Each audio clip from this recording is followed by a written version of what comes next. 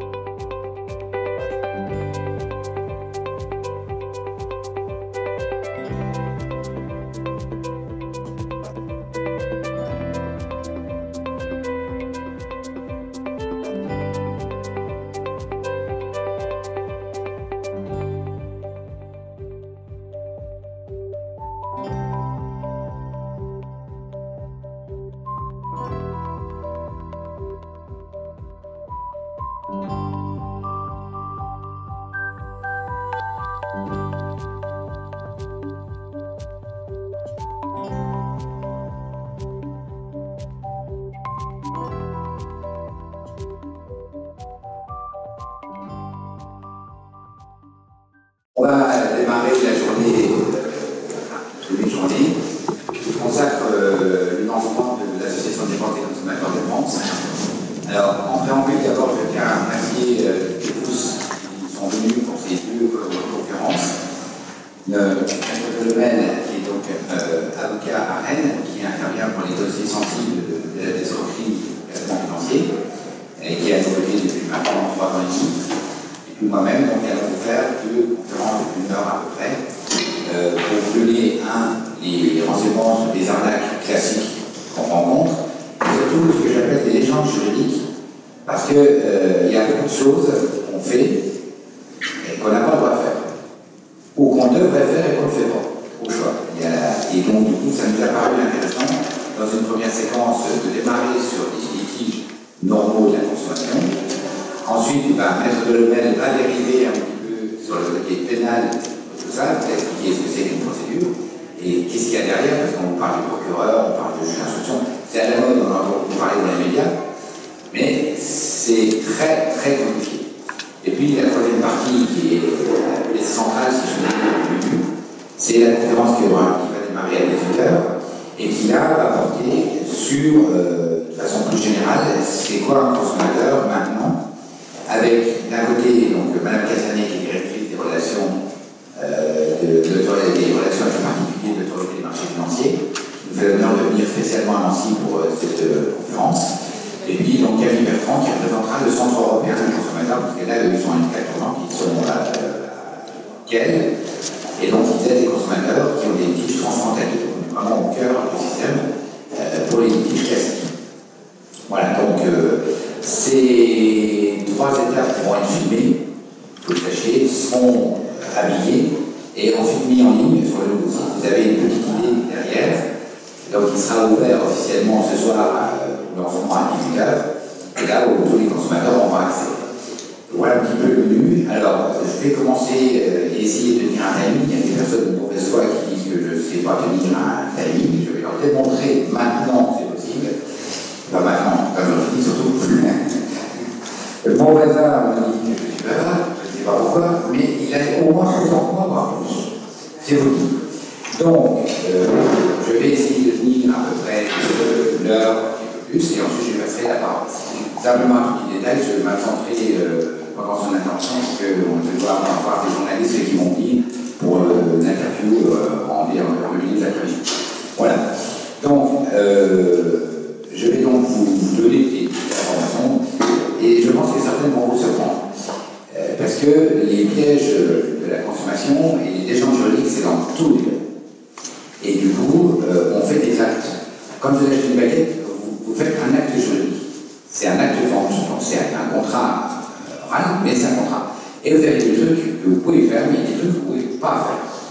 Exemple type, je ne vais pas faire de sondage, mais je suis sûr que 95% des personnes présentes ici, quand elles sont en magasin, qu'elles voient des fruits, elles goûtent le fruit ou les fruits pour voir quel goût ils ont. Non, on ne fait pas. Comment ça, vous n'avez pas le droit? Oh. Et s'il n'est pas de bonne qualité?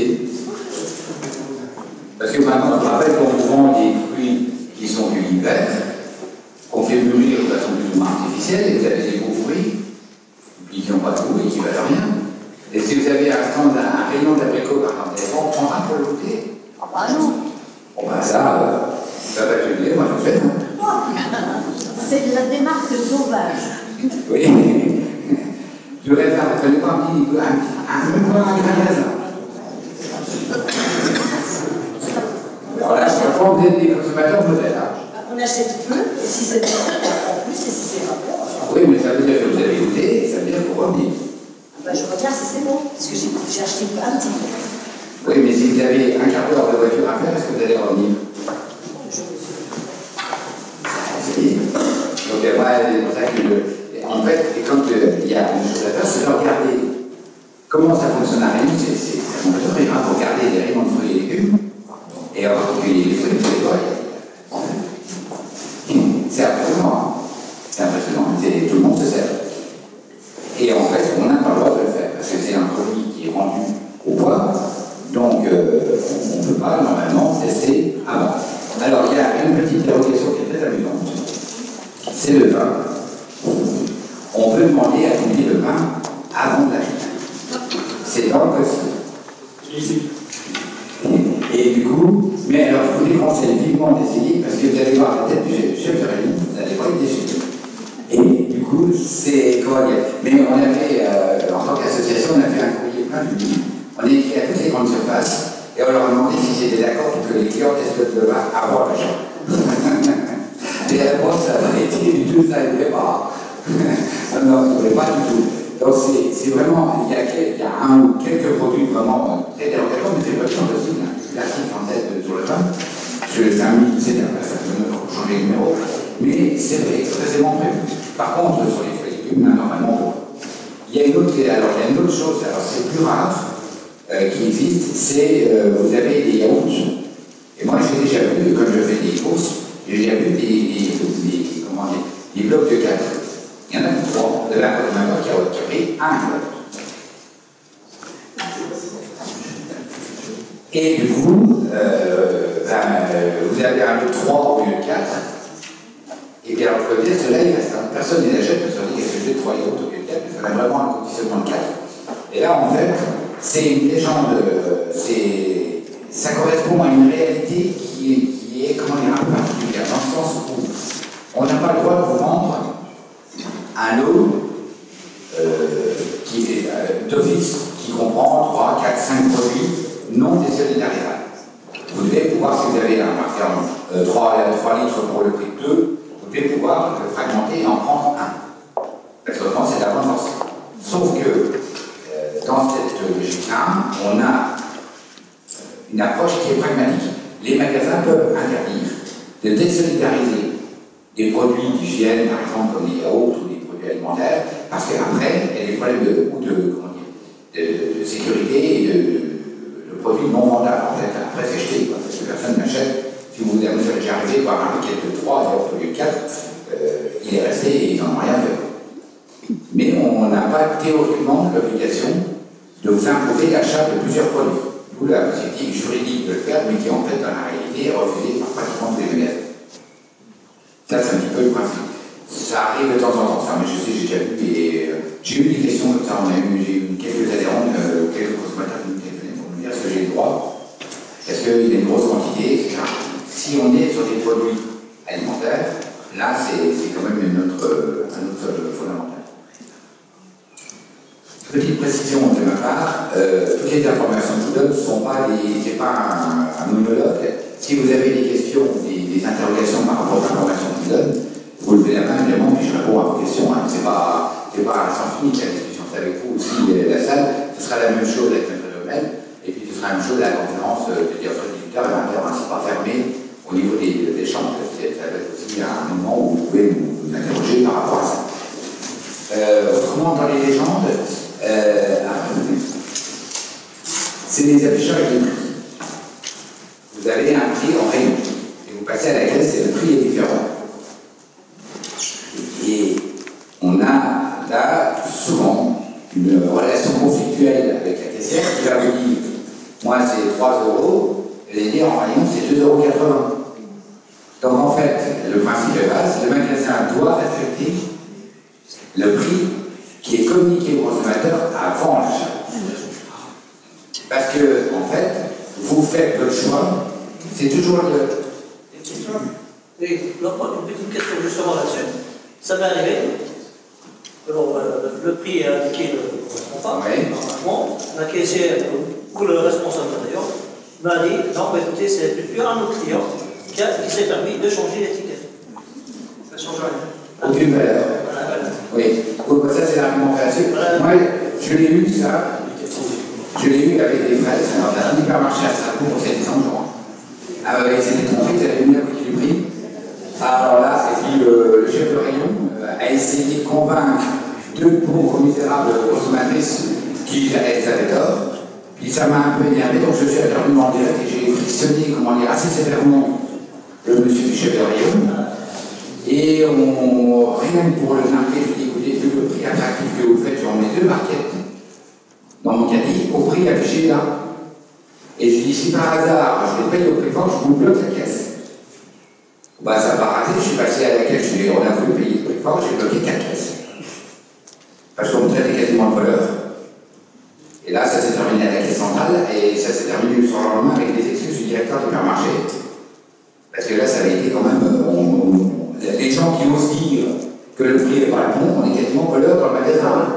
Ah oui, mais là, ça ne marche pas comme ça du tout. Et les 2 consommatrices en question m'ont dit merci parce qu'elles n'y arrivaient pas. Le mec, il a changé de prix pour moi. J'hallucine. Donc du coup, j'ai remis, comment dire, l'équerre. Et le summum du summum, c'est que j'étais en train de faire mes courses et il y avait une vendeuse de rayon qui est venue me voir, qui m'a dit merci. Alors, elle était un peu surprise, je lui ai dit pourquoi merci. Elle me dit, vous ne savez pas à qui vous avez parlé, parce que je ne me suis pas présenté. C'est le chef de rayon, c'est un gros imbécile qui méprise totalement les clients, il a toujours raison et les clients toujours tort. On va lui dire, écoutez, c'est dommage que je l'ai pas su, parce que j'aurais fait mieux. Mais dans mon cas, là, j'ai quand même bloqué quelques uns. Mais voilà, après, il faut savoir faire, il y a des techniques, il ne faut pas s'énerver, votre calme, et là, vous expliquez bien à tout le monde qu'en définitive, l'hypermarché est un peu voleur. Vous voyez bien, comment vous pouvez faire, il faut monter toutes les personnes autour des caisses. Et ça, il faut la technique quand même. Vous ne pourriez pas vous lancer dans ce genre de truc aussi facilement que ça. Oui. Il faut prendre en photo le prix quand on passe. Oui, alors, Cécile, au fond, là, je sais pas, il faut la petite. Est-ce que. Pour que tout le monde. Oui, Cécile donne un conseil, effectivement, si là maintenant on a des appareils machines qui s'appellent des smartphones, on peut prendre effectivement des photos avec l'appareil, des appareils machines qu'on a, et qui apportent la preuve que c'est bien le prix qui est affiché maintenant. Parce que comme maintenant on n'a plus de prix pour les produits, pour arriver à apporter la preuve, il faut retourner dans le rayon, avec un peu de malchance, ils ont changé de prix montre, parce que maintenant il faut savoir que c'était souvent des affichages digitaux, et ils les rectifient à la seconde. Hein. Et maintenant, voilà. Enfin, ça se fait aussi que ce soit dans l'autre sens. Oui, mais ça. Quand vous le signalez dans l'autre sens, la caissière, elle vous réonne. Comment ça dans l'autre sens? C'est-à-dire que, en fait, elle vous facture moins cher que ce qui est affiché. Tant mieux. Non, mais moi je dis, il y a peut-être une erreur, parce que si c'est flagrant. Oui, mais. Oui, elle va en violer. Oui, mais alors. Si c'est dans votre avantage, c'est dommage de le signaler, quoi. Par contre, je le fais. Voilà. C'est ce qu'on fait dans la. Ah non, c'est la règle du jeu. Ah bon. Bon, on n'est pas, c'est des paroles d'avocat. Alors, je voudrais que, en tout cas, c'est bien le prix qui est affiché et qui est le. Alors, je ne veux pas. J'ai un avocat qui ils ont fait des cours, il avait des cours longtemps à la fac, mais quand on achète, c'est pour ça que vous êtes des juristes, personne. Vous raisonnez pas en termes de juriste, mais vous faites des actes de juriste tout le temps. En fait, quand on achète un produit, vous avez le boulanger, vous lui vendez, vous achetez une baguette, vous êtes d'accord à acheter la baguette, il vous propose un prix, vous êtes d'accord, c'est un contrat. Vous ne l'avez pas signé, mais c'est un contrat, il vous propose un produit, et là en l'occurrence, si le magasin vous dit, on l'affiche à 3 €, et moi, commerçant, je décide de vous l'offrir à 2,50 €, c'est un geste commercial de sa part. C'est pas illégal. Il a le droit de prendre moins, mais il ne peut pas vous demander plus. Il y a un article du Code civil qui dit que la vente est conclue dès lors qu'il y a un accord sur la chose et le prix. Voilà, tout est dit. À partir du moment où vous avez un prix qui est annoncé, mais que le commerçant fait moins cher, c'est son droit. Il peut. Il peut, et il fait des promos qu'il n'a pas prévu, etc. Il n'a pas changé.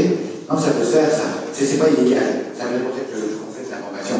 Mais techniquement, au-dessus, parce que c'est quand même un des ingrédients qui est fondamental pour le choix qu'on fait dans le produit.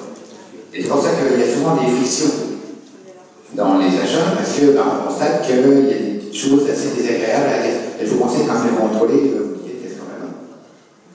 Voilà, mais tout le monde le fait pas et des fois c'est un peu de mal.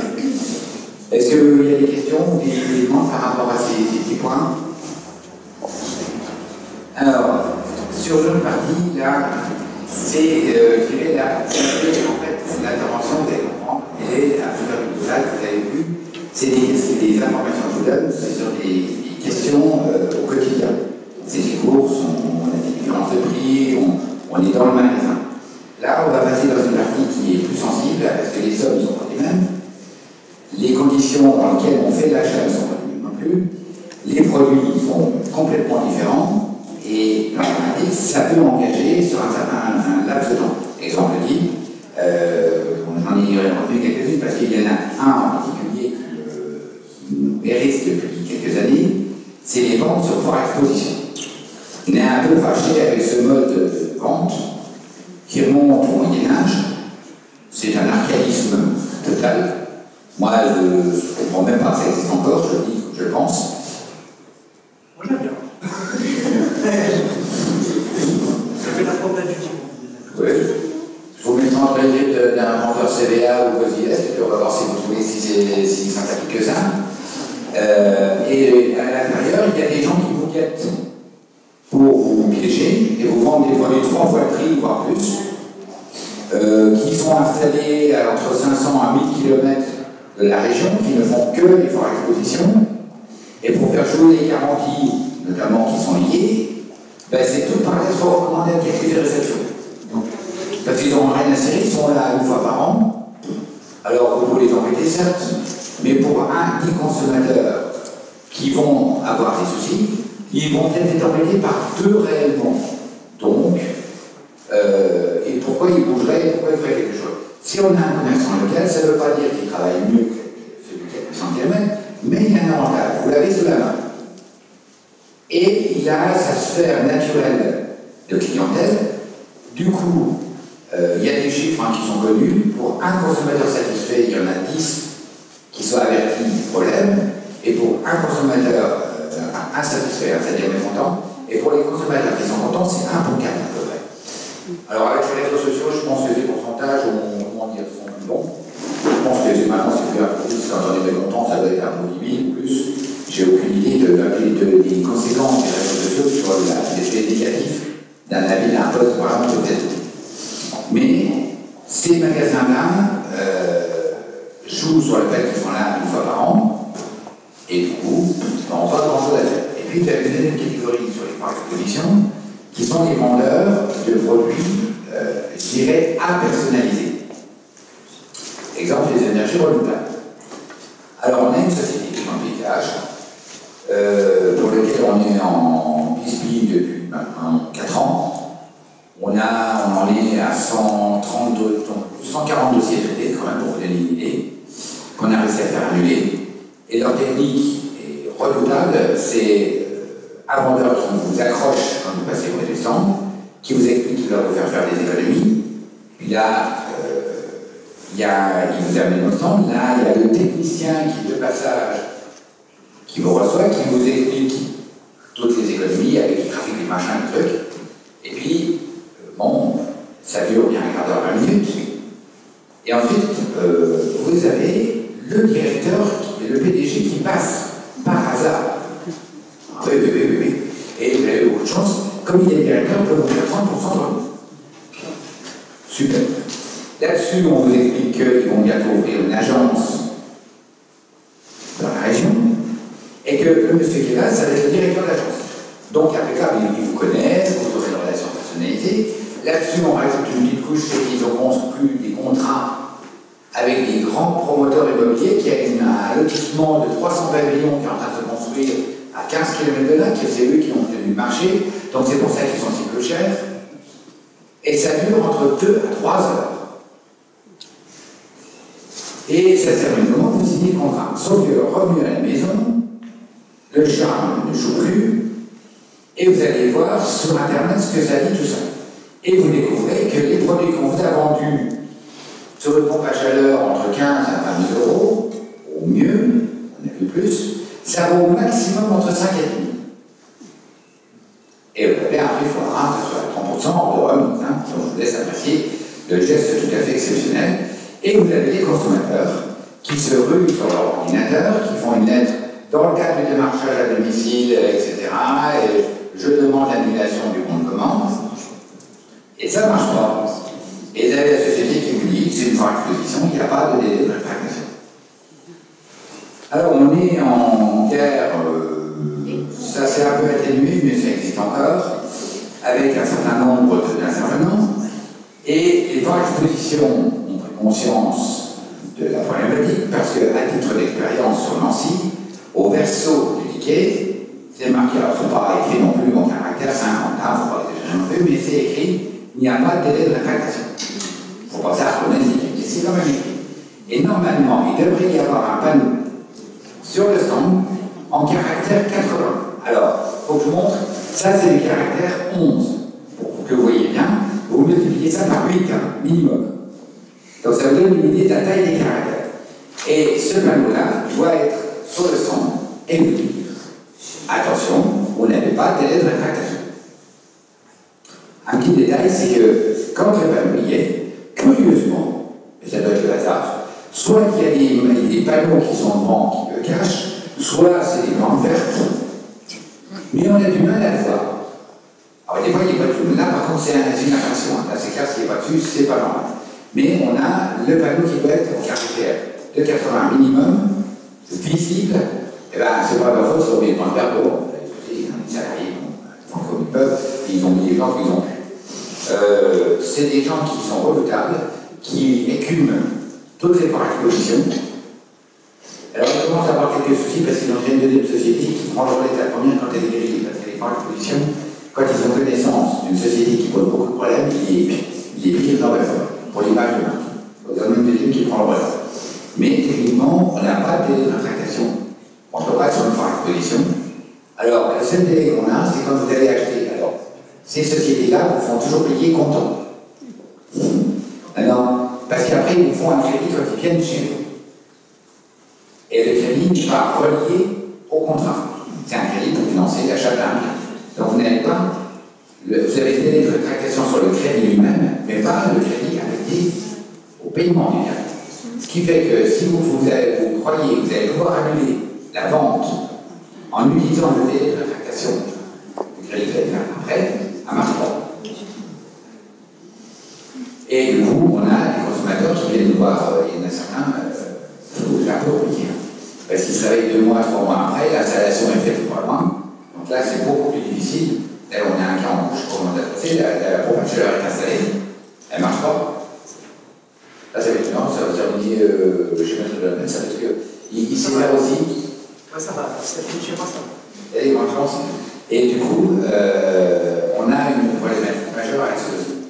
Mais autrement, on a quand même la possibilité d'agir, parce qu'il y a, en dehors du délai de rétractation qui est prévu, alors qu'il faut rappeler 14 jours, avec la loi Hamon qui est de mars 2014, on a maintenant ce délai de 14 jours depuis le mois de mars 2007. Donc là, on a pour se rétracter 14 jours.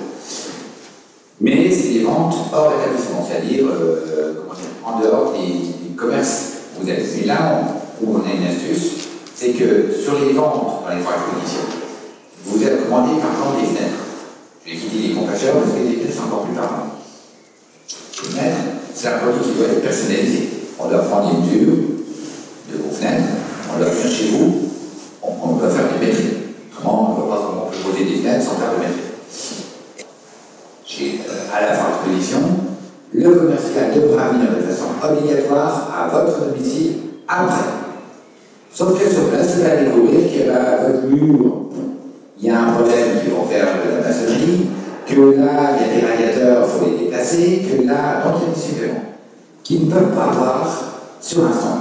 Donc le prix qu'ils vous ont donné est obligatoirement différent à l'arrivée qu'est-ce que vous avez signé?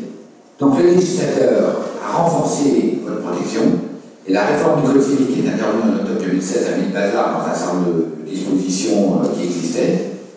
On se trouve de plein en plus de la réalité. Mais il y a une chose qui est remontée de façon forte, c'est ce qu'on appelle juridiquement l'information pré-contractuelle. Donc l'information pré-contractuelle, c'est l'information qu'on doit vous donner avant l'achat. Et avant l'achat, on doit vous donner les caractéristiques fondamentales du bien que vous allez acheter. Le prix, bien sûr, c'est un élément fondamental. La nature des matériaux qui sont utilisés. Les travaux annexes, les prestations de services à faire autour pour que tout ça, ça se fasse. Et si on a oublié les prestations annexes pour adapter et pour refaire les parties qui doivent être faites, ben, ça pose un problème. Donc vous n'avez pas donné votre accord, c'est fondamental, puisque les prestations de services ne sont pas incluses dedans. Donc là, c'est l'unité de la vente. Et pas seulement les pompes à chaleur, pas seulement les ballons thermodynamiques et tout ça, passer de meilleur, parce que là, l'imagination, ils sont sans fin. C'est à partir du moment où on va venir chez vous, prendre les mesures, vérifier la conformité. Pompe à chaleur, c'est l'électricité. Parce que, mine de rien, il faut les dépasser, parce que la puissance des appareils. Et on a un cas, et vous allez comprendre pourquoi on vous prend cet exemple, c'est qu'on a un consommateur qui a acheté une pompe à chaleur, sauf que son installation électrique ne supporte pas la puissance de l'appareil. Et bon, il faut transformer, refaire l'installation électrique. Oui, mais il faut creuser une tranchée sur 150 mètres de long à l'intérieur d'un terrain qui lui appartient. Le voisin, il a été voir le voisin, il dit voisin, est-ce que vous seriez d'accord pour que je place une tranchée de 150 mètres de long? Il crée en plus une servitude, c'est-à-dire qu'elle reste à vie, et il dit pour que je puisse passer à la câble électrique et j'installe une pompe à chaleur. Est-ce que vous croyez, vous, si vous êtes propriétaire du terrain, que vous allez donner l'accord pour qu'on vous passe une tranchée de 150 mètres de long à travers votre terrain? Eh bien, vous savez quoi, son voisin est stupide, il a refusé. Alors, du coup, il a fait un courrier à la société qui lui avait vendu la pompe à chaleur en disant écoutez, je suis intéressé par le produit, mais il faut tirer un câble de 150 mètres et mettre au dépasser la maison. Et mon voisin veut pas, et je vous fournis une attestation du voisin qui refuse catégoriquement qu'on fasse une tranchée de 150 mètres de long avec une salle d'équipe. Et bien l'entreprise lui a dit qu'il était de mauvaise foi. Ah si, il a eu même magnifique en disant qu'il était de mauvaise foi et qu'il avait qu'à trouver un arrangement avec le voisin. Je voulais vous donner le montant du bénéfice qui était prévu par l'entreprise, parce que ça peut donner du cœur à nous. Du coup, là on est intervenu de façon assez piquante. Alors, à nouveau que monsieur Ondion avait essayé, que s'il avait plus de moyens pour le convaincre, il pouvait essayer. Et on n'a jamais eu la réponse, ils ont laissé tomber le contrat. Donc ça vous donne une idée des trucs, mais ce qu'il faut bien comprendre, c'est bien l'information qu'on doit vous donner avant, qui est avant. Et surtout, si on n'est pas venu chez vous, vérifier si c'est conforme ou pas. Et ça, c'est vraiment fondamental dans la relation avec le commerçant. Alors, par contre, si vous achetez à l'exposition des casseroles, des choses comme ça, bon, c'est différent, c'est des produits d'usage, donc il n'y a pas d'information à vous donner, sauf sur l'usage sur les produits. Bien. Mais sur les produits qui sont vraiment et qui demandent une visite, ça c'est un outil d'annulation d'avance sans aucune discussion. S'il vous plaît. Oui. Alors, quand on vient prendre la personne, elle conclut un acte sur une foire, Oui. l'entreprise vient 15 jours après pour prendre des mesures, Oui. etc. Est-ce que, si, quand la personne vient prendre des mesures, est-ce que le consommateur ne peut pas dire, est-ce que, oui, dans sa faveur, il n'a pas les 14 jours à partir de la date de... Non, ça ne peut pas marcher. Non, il n'y a aucun délai. Aucun délai. Non. Et de façon plus étendue, il n'y en a pas non plus quand on va en magasin. Quand vous rentrez dans un magasin, acheter un produit, vous n'avez pas de délai de rétractation. C'est vous qui avez poussé la porte. Donc le commerçant ne vous a rien demandé. C'est vous qui venez vous chercher renseignement. Si vous signez un contrat chez lui, sauf cas exceptionnel, de maîtrise, et là, il faut qu'il envoie un commercial ou un technicien chez vous. Et là, on retombe dans le cas des... En fait, là, on est venu sur le terrain des propositions, parce qu'il y a tellement de pièges sur la proposition que ça permet d'extrapoler sur les ventes en magasin. Comme à partir du moment où il faut personnaliser, il faut que la visite ait lieu avant. Ça, c'est vraiment le fondamental. Et c'est une des clés actuellement de la relation avec les commerçants. Parce qu'on doit avoir les informations. C'est le 111-1 du Code de la consommation, il y a le 1130 de mémoire du Code civil, je pense que c'est ça sur l'information contractuelle. 1112-1. Il n'y a pas 1130 qui traîne encore. Il me semble là. Ah, bon, d'accord. Alors, je comprends ça, mon là. 1101. C'est mon joker. Donc, 1112 qui est là. Mais je dois dire que techniquement, on a cette possibilité. Après, alors, vaut mieux éviter la situation que j'ai vécue personnellement qui remonte à quelques années, mais qui vous montre jusqu'où ça peut aller. Vous avez une personne qui commande une cuisine intégrée, là, vous devez obligatoire. Évidemment, il faut vérifier les arrivées d'eau, il faut vérifier pour voir où on va mettre ces appareils. Le consommateur va commander une cuisine personnalisée, mais auprès d'un artisan, moi non. L'artisan dit, je vous la laisse sur mesure, je vous la laisse pour moi de chambre. Bon. Et puis, là-dessus, les mois se passent, et au mois de septembre, il passe devant un magasin et il voit une cuisine qui lui plaît beaucoup, mais qui a un gros avantage par rapport à ce qu'il a commandé, c'est que la pause est incluse. Ah, si ça c'est une bonne affaire, et là je paye la pause en plus. Donc il pousse la porte du magasin, le vendeur lui dit, on va écouter par collègue, je vais faire annuler la commande auprès du premier acheteur. Et puis, comme ça, vous pouvez commander. Et l'avantage de celle-là, c'est que vous l'avez tout de suite, parce qu'elle est disponible, celle-là. Donc ici, ils ont mon deuxième commande de septembre, et on lui installe la nouvelle au mois d'octobre. Tout va bien. Et puis, ça côté, il commence, c'est en octobre, novembre, décembre, janvier. Et puis, au mois de janvier, vous avez un client qui frappe à la porte en disant, je viens vous livrer votre cuisine. Il dit, j'en veux pas. J'en ai déjà eu. Moi, je voulais la livrer quand même. Ah, mais attendez, le vendeur m'a dit, le vendeur que j'ai eu, vous avez annulé la commande, il est formel, du vendeur qui est le vendeur. L'autre n'a pas inventé. Et la personne s'attendait de cuisine sur le dos. C'est pour ça qu'il y a des légendes dans ce qu'on lit et ce qu'on entend. Et à l'époque, la formation pré-contractuelle que je viens de vous expliquer existait, mais n'était pas aussi claire que maintenant. C'est une histoire des années 90. On a quand même beaucoup évolué dans la matière au niveau de l'information et on a de la jurisprudence, on a un code civil qui est beaucoup plus précis, on a un code de la consommation qui est également rigoureux, qui a défini l'information générale sur les pièces détachées, on est rentré dans les pièces détachées en plus. Donc on a vraiment une information très contractuelle qui est très fondamentale et qui doit vous être donnée à même. Ça c'est vraiment le l'esprit. C'est pareil, des notices. On doit vous donner une notice. Vous avez un appareil. Car l'appareil, il fonctionne comment? Parce que maintenant, il faut qu'il y ait un informaticien pour s'en servir. Pour trouver l'appareil simple, maintenant, un peu compliqué. Et bien, on doit vous fournir une notice, et tant qu'à faire, on doit être en français. Alors après, le français, bon, c'est souvent des traducteurs automatiques, parce que ça vous trop cher d'aller chercher des traducteurs humains. Il faut des fois être un petit peu tenace pour essayer de comprendre certaines fonctions. Mais on doit avoir une notice en français. Ça, c'est toujours la formation contractuelle. Est-ce que vous avez des questions?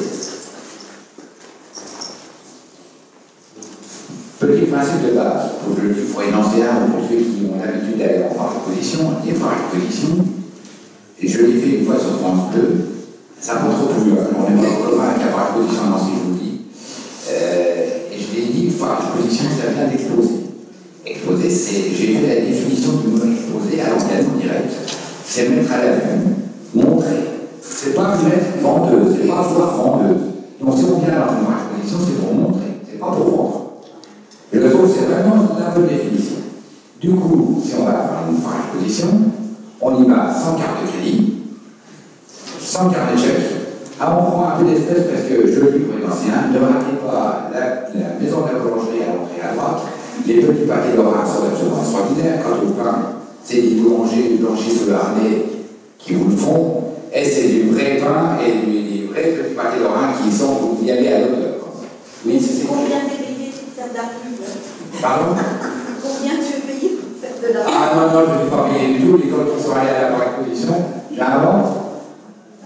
C'est des gens que je sais, là, on a vraiment un produit, mais on y va pour des petites choses comme ça.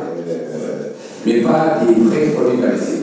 On peut prendre éventuellement de l'alimentation, on peut récupérer des infos, mais on n'achète jamais de vrais produits à une exposition. Mais si on ne peut pas rater une vente. C'est jamais une bonne affaire.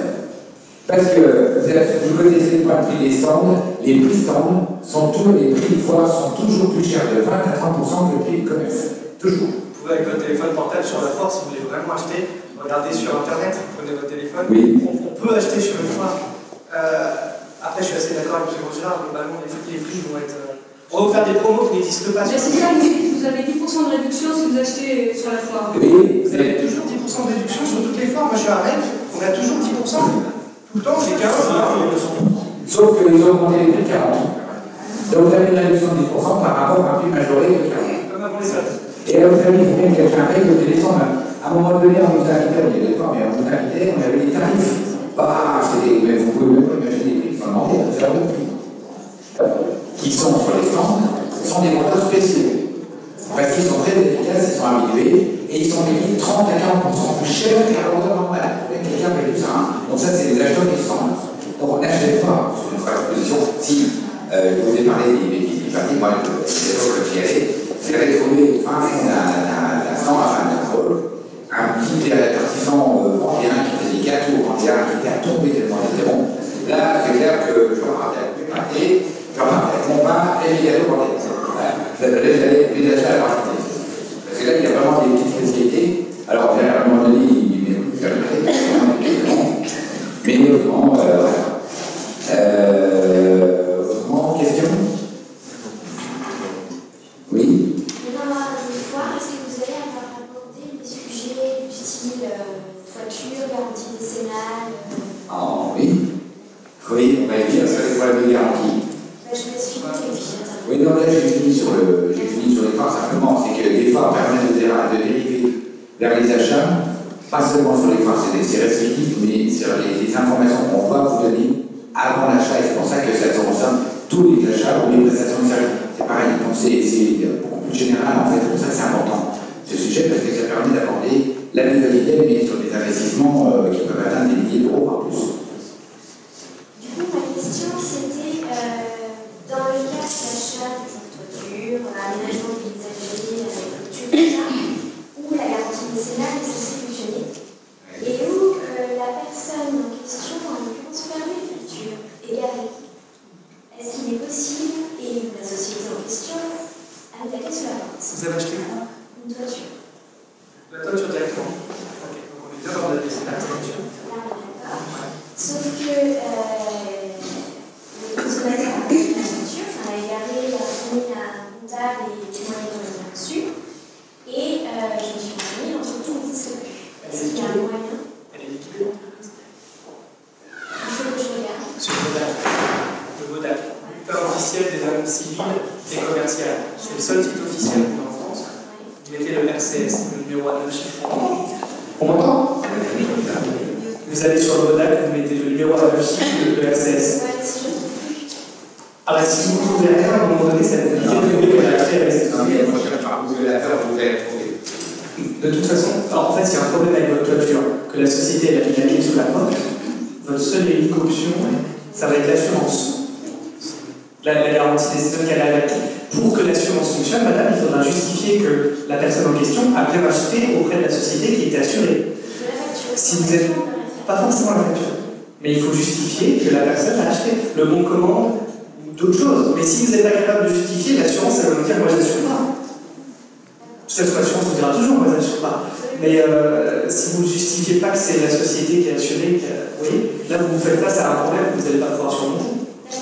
Donc il suffit, la facture n'est pas forcément obligatoire. Vous pouvez dire qu'un devis, un bon commande, un devis, il faut qu'il y ait un autre. Le devis, s'il est signé, ça marche. Cela étant, si vous avez un devis et un relevé bancaire qui montre que la somme correspondant au devis a été débitée sur le compte de madame, on se fout de la facture. D'accord. Juridiquement, ce qui n'est pas écrit n'existe pas. Règle de base du droit civil. Si vous n'avez pas la preuve de ce que vous demandez, c'est pas la peine. Mais sinon, voilà, ce que je lui demande de faire, c'est déjà vous assurer qu'elle est bien en liquidation. Ça va pas l'air si sûr que ça. Il faut aller vérifier, en 2 minutes vous avez l'info sur internet. Et puis après, récupérer des documents qui montrent qu'on est bien passé par cette société-là. Écrire au liquidateur judiciaire qui a fait la liquidation, qui est en cours, qui est fini, pour lui dire est-ce que vous avez une assurance décennale à nous communiquer. Étape qui suit, écrire à l'assurance en demandant de rembourser le prix des travaux, des dégâts, des remplacements, de ce qu'on veut. Encore faut-il le justifier, ce prix de réparation, de remplacement, expert, de vie professionnelle. Voilà, bon courage. Ici, le liquidateur judiciaire ne peut donner aucun renseignement. Ça n'existe pas, ça est l'objet de le. Oui, bah, Par contre, il vous répondra au-dessus, il vous dira il n'y a pas d'assurance, et là vous l'avez dans votre cas. Mais il faut les appeler, il faut les harceler, il faut expliquer de ça. Alors, dans mon cas, c'était une cuisine, et en fait, la cuisine n'a pas été livrée, etc., etc. J'ai fait un procès, j'ai gagné le procès, mais au moment où je devais me faire payer, parce que le monsieur devait me donner de l'argent, il a mis la clé sous la porte, et je l'ai su par hasard, et alors je suis allée voir le liquidateur judiciaire. Et le liquidateur judiciaire m'a dit « Ah, mais vous n'êtes pas sur les gens... » Sur les créanciers. Sur les créanciers. Comme vous n'êtes pas sur les créanciers, je ne peux pas intervenir. Voilà ce qu'il m'a dit. Vous avez fait le procès contre la société elle-même? Pardon? Vous avez fait un procès contre la société? Contre quelle société? La société de liquidation? Non, de cuisine. Oui, mais le vendeur de cuisine, j'avais déjà fait le procès, je l'ai gagné. Dès que je l'ai gagné, 15 jours après, il s'est mis en liquidation. Attendez, non mais moi j'ai la réponse que je prends deux fois plus d'écran. C'était contre la société que vous avez fait un procès de cuisiniste? Oui. Oui. Il s'est mis en liquidation durant le procès? Eh bien, je ne sais pas, mais toujours est-il. Vous avez un avocat? Pardon? Vous avez un avocat? Bon, l'avocat de la société. Ouais, non, sans faire le litige. On en reparlera après, s'il vous plaît. Après, non, c'est trop compliqué. D'accord. Oui, bon, maintenant, si je fais la conférence, je ne peux pas faire le traitement d'un litige maintenant. C'est là on est en train de faire le litige. Je demandais à un cas général. Non, on a parlé de leur faire particulier. Je reprends la main parce que je préfère revenir dans les cas généraux, parce que là on est vraiment dans les micro-détails. Donc, parce que l'affaire l'histoire de garantie, il y a d'autres unités, et je vais, après, en dehors de ça, je répondrai à la question, mais pas maintenant. Je vais revenir au problème de garantie de façon plus générale, parce que c'est quand même des fondamentaux dans la relation de dette.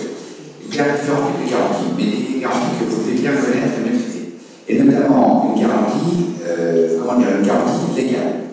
Alors, c'est un outil précieux pour vous. Et ça fait partie des gens qu'on a l'impression qu'on a une garantie de 2 ans. Oui, on a une garantie de 2 ans pour les objets neufs, une garantie légale de 2 ans pour les biens, par exemple, qu'on achète. Mais il y a une spécificité en plus pour les biens neufs, c'est que c'est une garantie de conformité.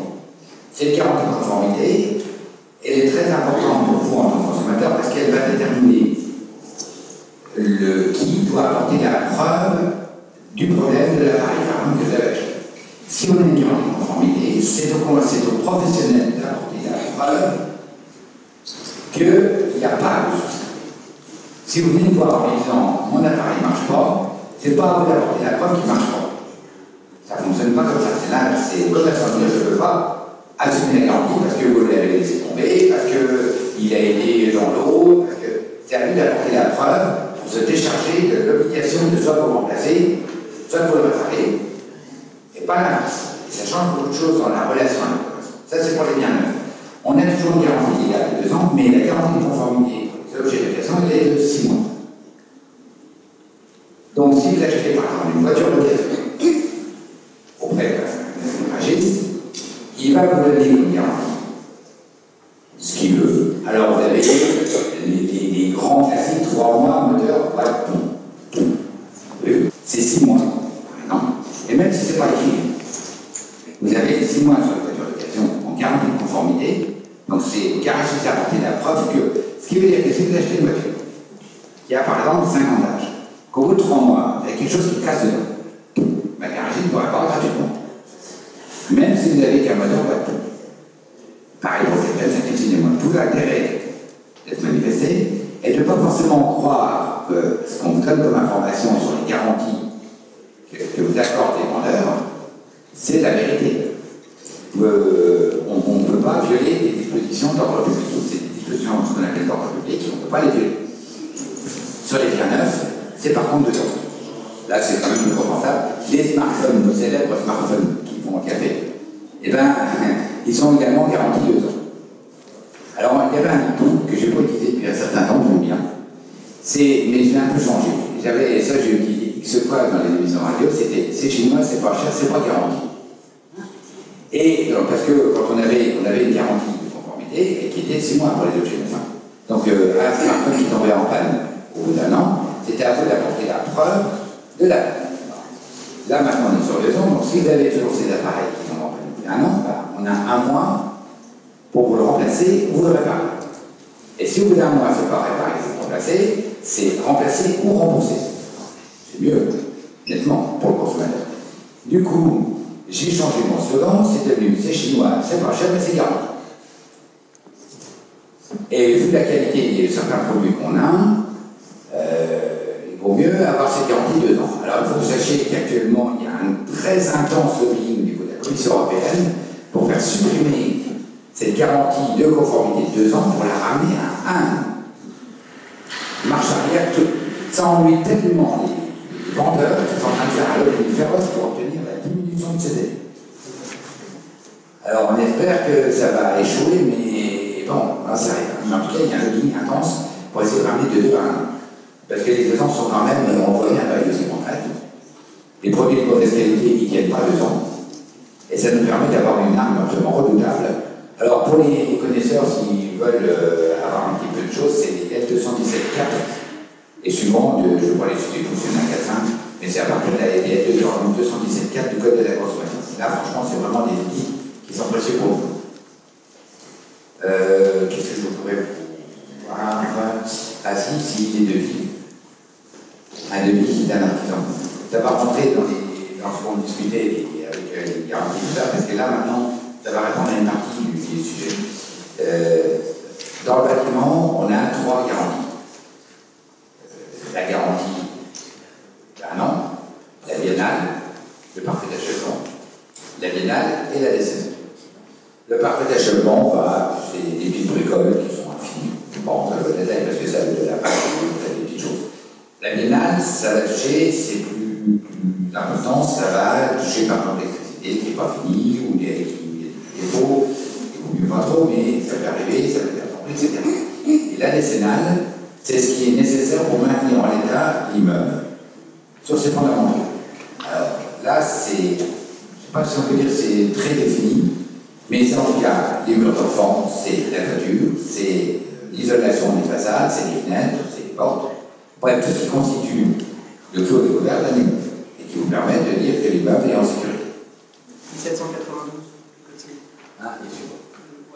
Mais si la décennale est très bien définie. Oui, mais on a quand même un appui. Alors, il y a surtout une jurisprudence. Alors là, si vous voulez vous amener la jurisprudence de la Cour de cassation, alors là, il y a quoi il passe des années, tellement il y en a. Et du coup, il y a cette problématique des garanties. Et on a une modification très importante dans le paysage qu'on a encore du mal à voir, c'est que les artisans qui font des pics doivent mentionner des assurances sur les devis. Maintenant, obligatoire.